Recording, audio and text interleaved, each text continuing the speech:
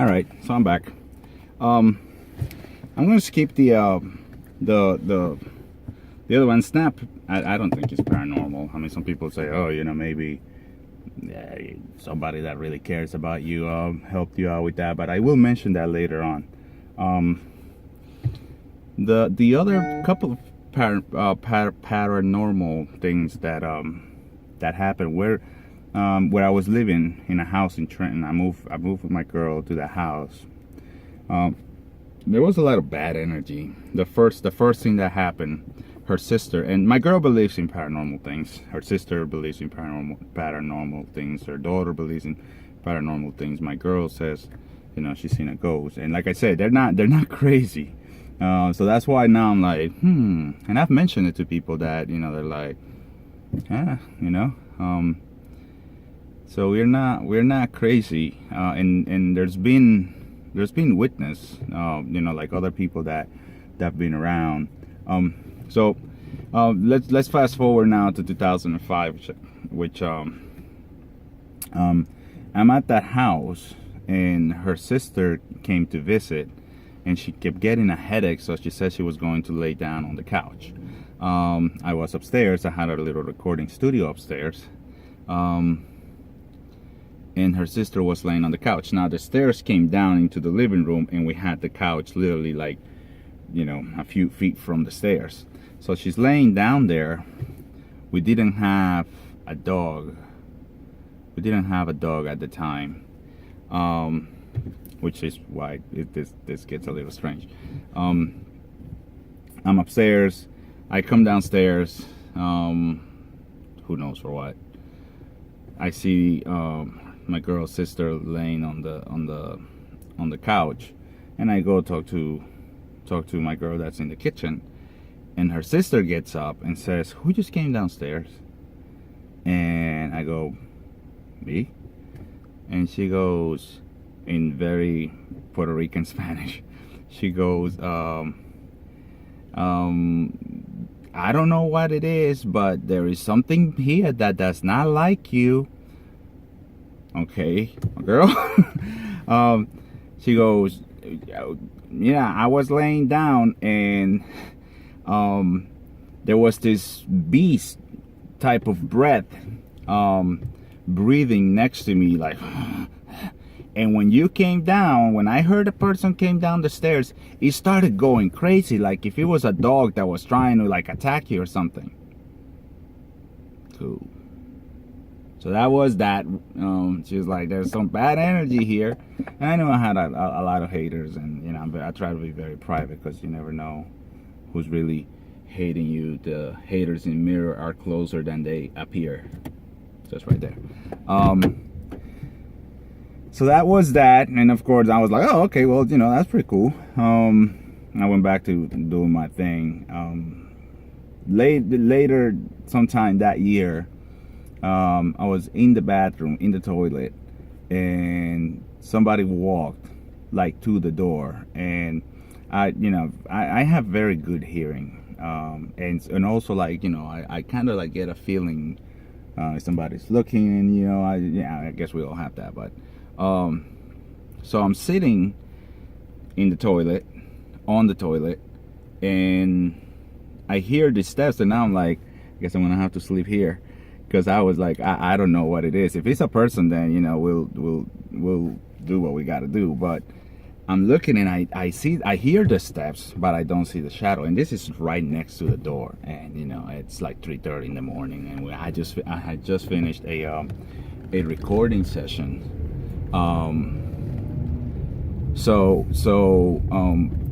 opened the door. I looked around. My girl was in the bedroom asleep. Everybody else was asleep. I was the only one up at that time. So that was also strange.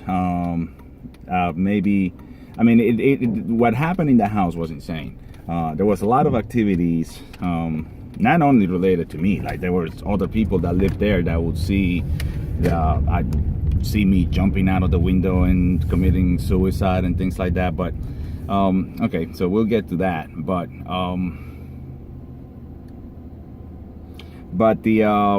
after that, it was like 3 o'clock in the afternoon. I was there by myself, and like I said, this house didn't. This is the whole house that we lived at, and it didn't have neighbors upstairs or anything.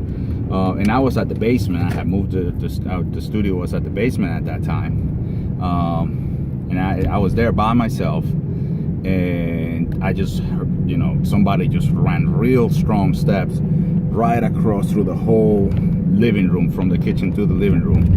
And I'm sure that there's nobody here that will be running like that. So I went outside, and there's nobody through the front door, nobody out the backyard.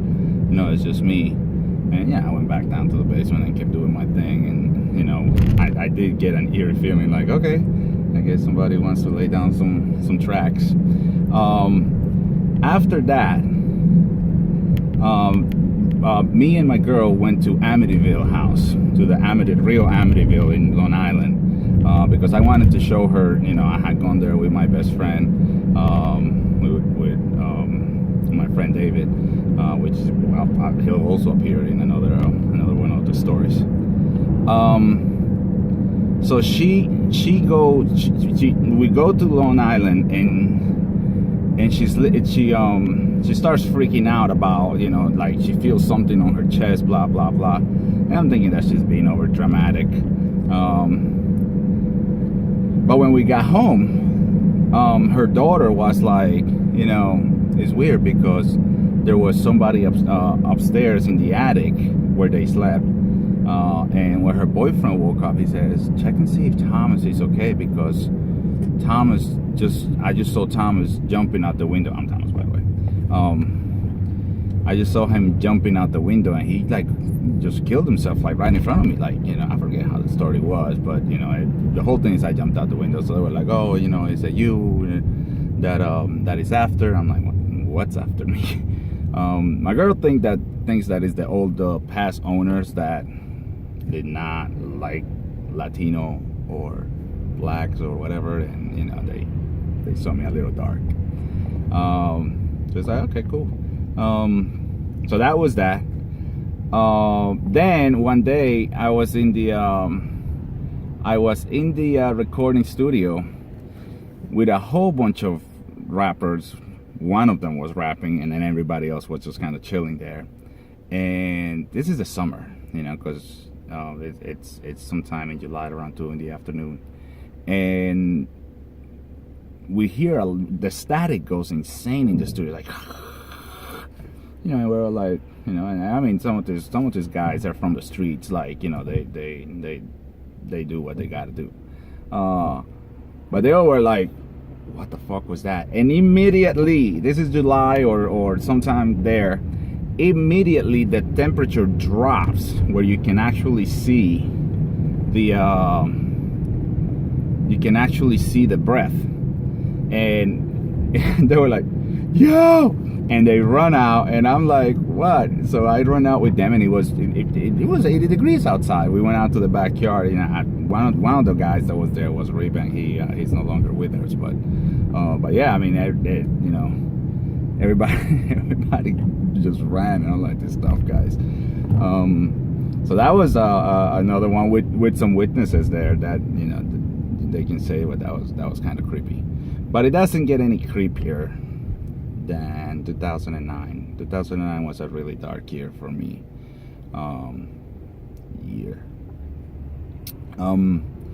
So I had lost my job. The electricity, the thing, everything was piling up, and nothing was going right. And so I decided to end it. Just kind of like, I think I've ran my course.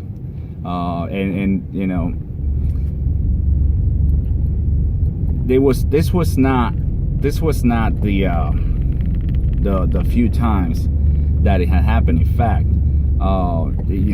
you think about it, you don't do it, then you're like, okay, I'm fine, and then you don't think about it again, and then until you do think about it, and then you're like, oh, I gotta fight this uphill battle. So we get home, and for whatever reason the shower on the second floor was not working, so my girl goes up to the attic, and I go and I say I'm going to take a nap. So I lay down, and like I said, there was nothing that, everything I was trying, it was just a bad year. So I lay down on the bed, and I can clearly, I'm awake. I hear her going up to the attic, and she's taking a shower in the attic. I'm laying on the bed, and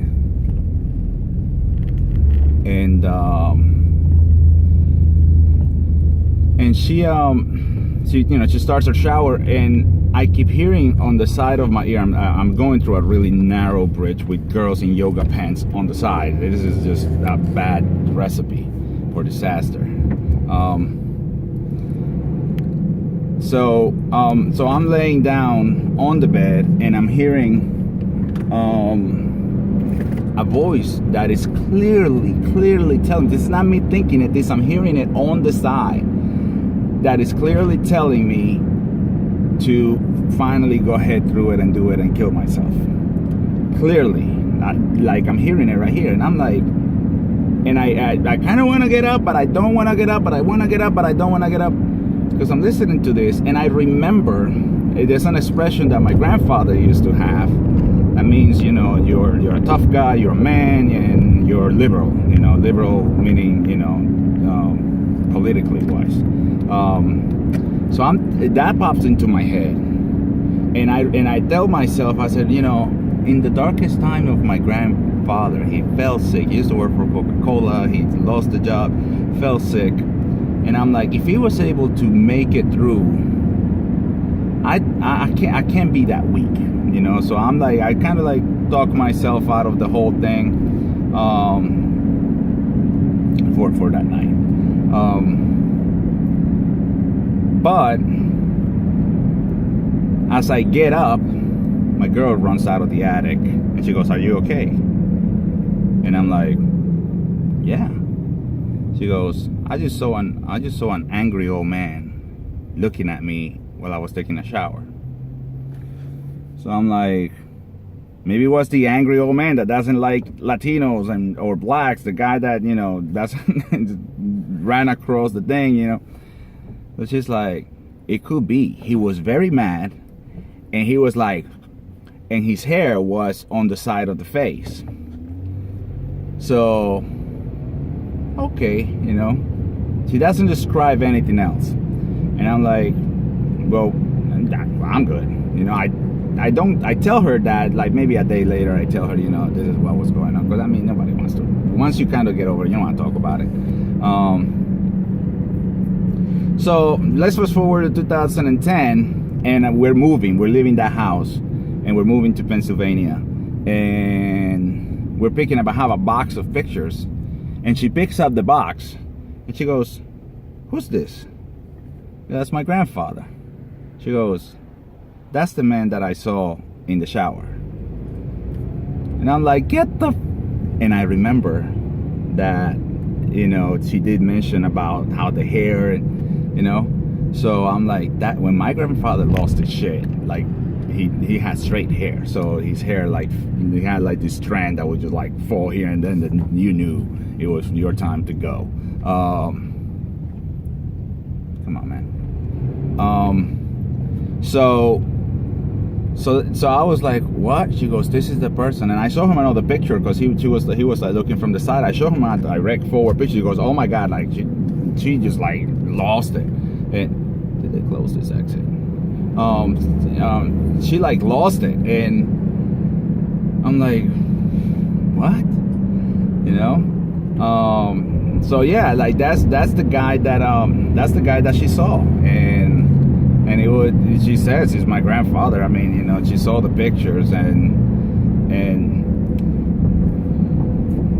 I don't know. But if there was a way, he would have. if he knew that I was about to like do something stupid, and if there was a way, I'm raised to not believe that there's like any afterlife or any of that stuff because of my religious beliefs. So I'm like, okay.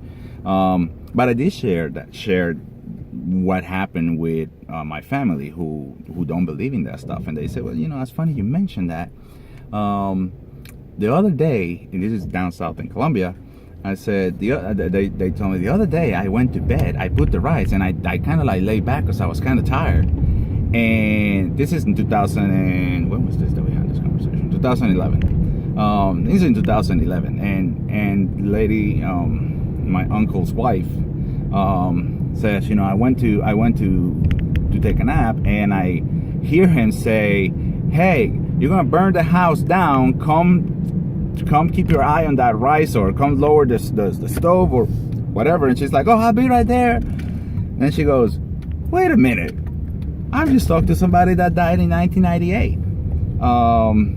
So yeah, and she went down there, and yeah, you know, like she had to, it was time for her to get the rice off the thing, and she was gonna burn the house down.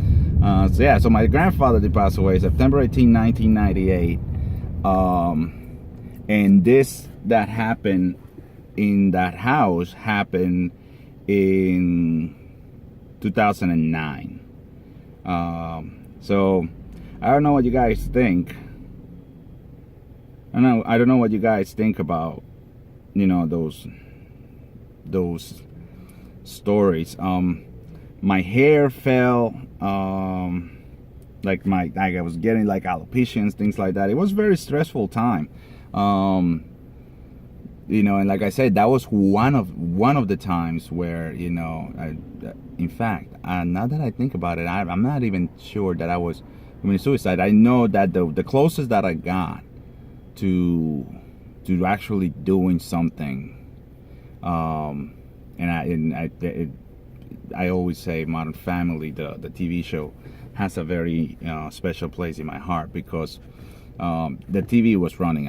We always leave the TV running just to have noise, background noise, and it was like September, and I was by myself. There was nobody in the house, and I just was so overwhelmed and in such a dark place, that I decided, you know, maybe I'll do it with pills or this or that or the other. And I was going to, the music that I was listening to upstairs didn't help out, and I started writing a note. I went downstairs and I started writing a note. Now remember that, you know, we leave the TV on playing, and there's the second episode of Modern Family, I believe, where Cam says, they're talking about Meryl Streep, and he says Meryl Streep could play Batman and she'll be the right choice. Now I'm hearing it in the background. I got kind of tears in my eyes as I'm writing this, you know, this is why this is going down. And I start laughing, and I'm like, what the hell TV show is this? It had literally just started. It's 2009. It was the second episode. And I'm like, what is this? Who is this gay guy? And yeah, I kind of kept watching the thing, and the show got me out of the funk. I looked at that and I'm like, what the hell was I gonna do?